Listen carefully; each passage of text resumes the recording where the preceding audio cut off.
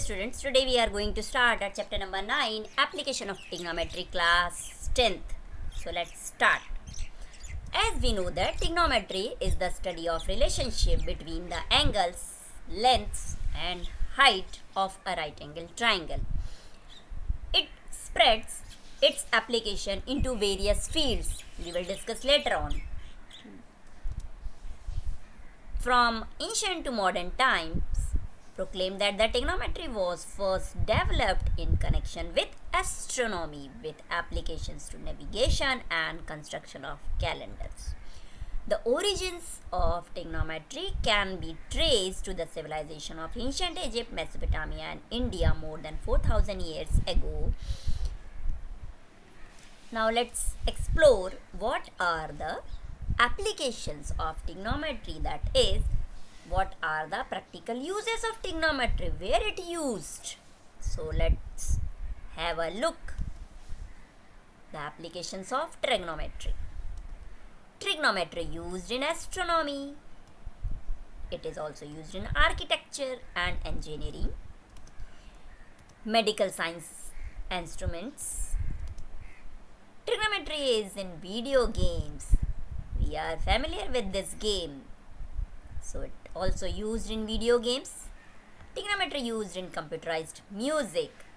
It used in navigation, such to set directions as north, south, east and west. It is also used to find the distance of the sword from a point in the sea. In flight engineering. It is also used in aerospace and aeronautical engineering. In marine engineering, architects use trigonometry to calculate structural load, roof slopes, ground surfaces and many other aspects including sun shading and light angles. Trigonometry in criminology, in marine engineering, archaeology, in physics and in constructions. These are the various fields of the trigonometry. Now it is also used in oceanography in calculating the height of tides in oceans. So these are the practical uses where in these fields the trigonometry used. One more important aspects of this trigonometry. Remember this? Yes, this is the 7 wonders, that is Taj Mahal. We are very proud to be that we have the famous monument Taj Mahal in India.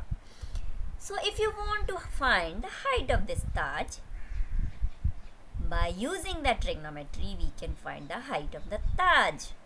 That is, we have to know the distance from where we observe the Taj at the angle of elevation.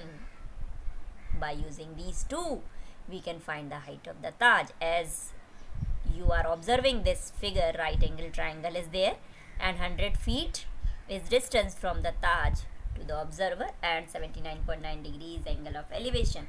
So by calculation of this trigonometric ratios, we can find the height of the Taj Mahal.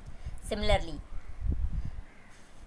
Eiffel Tower is there and we want to find the height of this.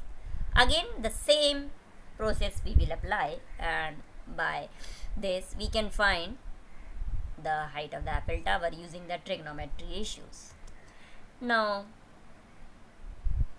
these all are the applications of trigonometry. Now I hope you understand what is the importance of the trigonometry in our day-to-day life in various fields.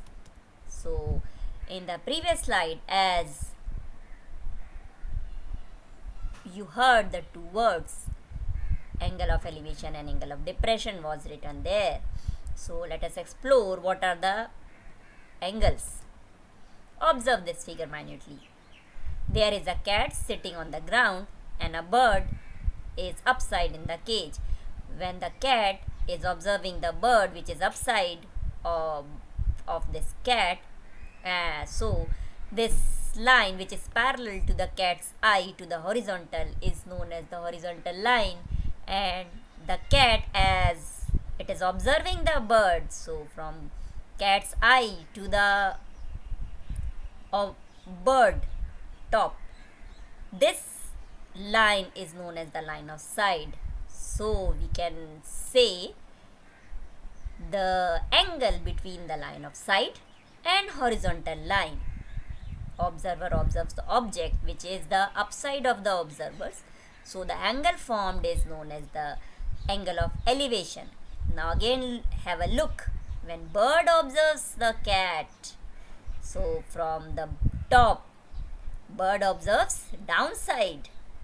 That cat is as it is downside from the bird. So this line of sight and horizontal line makes an angle of depression. So we can define as the horizontal line and the line of sight makes an angle that is known as angle of depression. But the object is to be placed at the downside of the observer.